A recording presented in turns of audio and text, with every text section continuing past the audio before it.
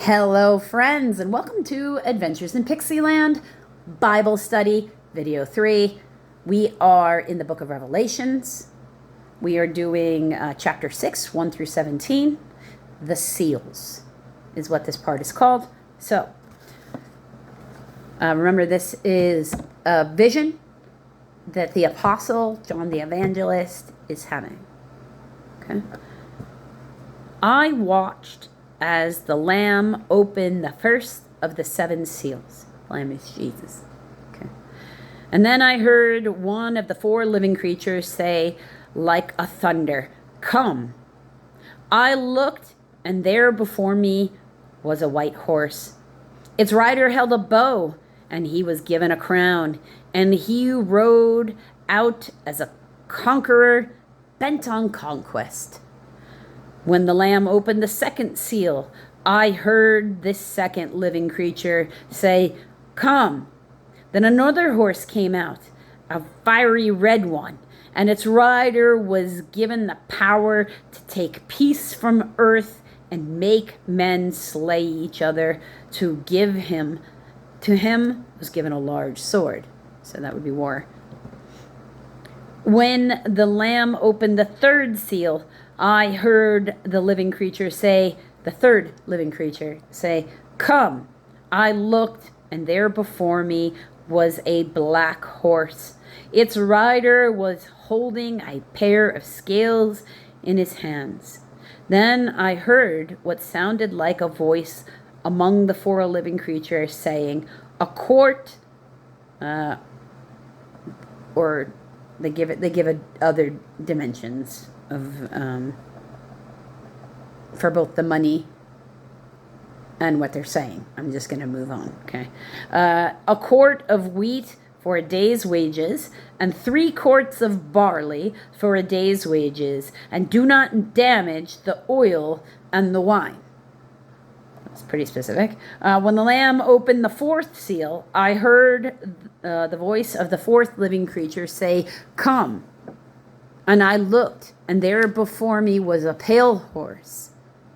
Its rider was named Death, and Hades was following close behind him. They were given the power over a fourth of the earth to kill by sword, famine, and plague, and by the wild beasts of the earth. When he opened the fifth seal, I saw under the altar the souls of those who had been slain because of the word of God and the testimony they had maintained. They called out in a loud voice, "How long, sovereign Lord, holy and true, until you judge the inhabitants of earth and avenge our blood?" Then each of them was given a white robe, and they were told to wait a little longer until the number of their fellow servants and brothers who were to be killed as they had been was completed. So they're waiting for a few more souls before that number is completed. And they were given white robes.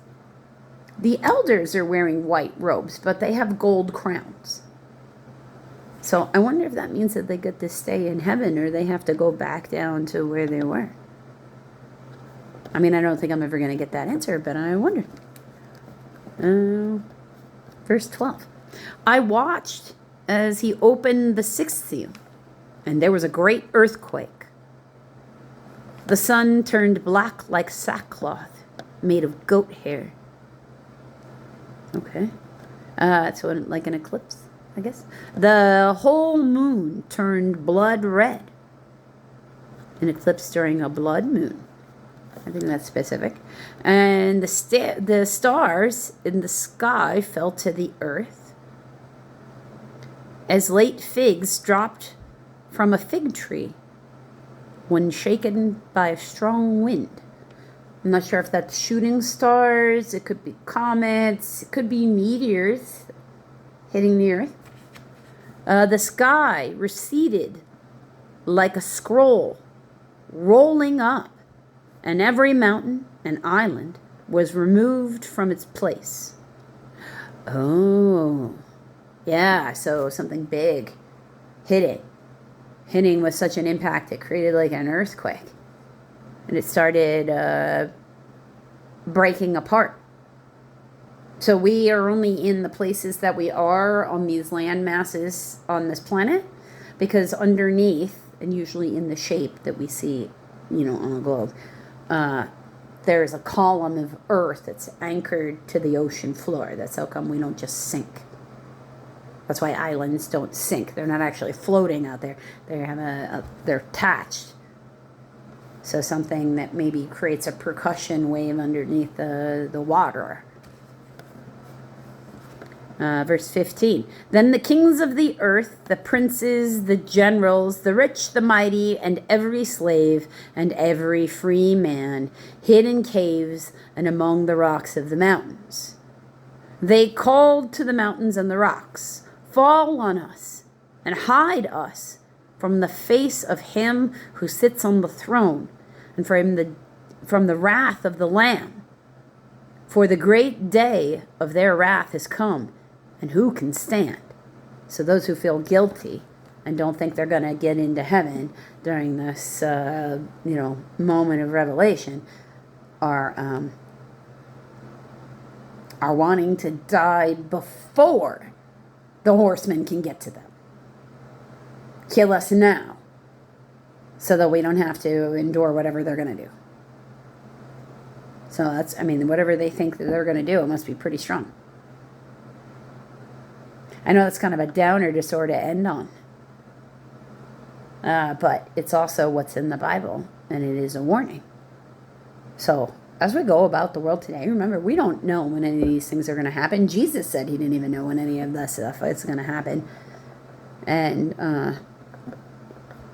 let's just remember that the best way to stay ready is to just go out in the world and not have the intention of trying to harm anyone else. Just go about your day. Don't hurt other people if you can avoid it. Don't let people hurt you. Avoid the people who are unpleasant and rude and all the rest of that stuff, so you can stay in a good mental, emotional balance. If you're having problems with mental and emotional balance, you're going to have problems with spiritual balance and maturity. So you have a responsibility to get you to a place first where you are able to deal with the world in a place of peace. So let's stay ready so we don't have to get ready, friends.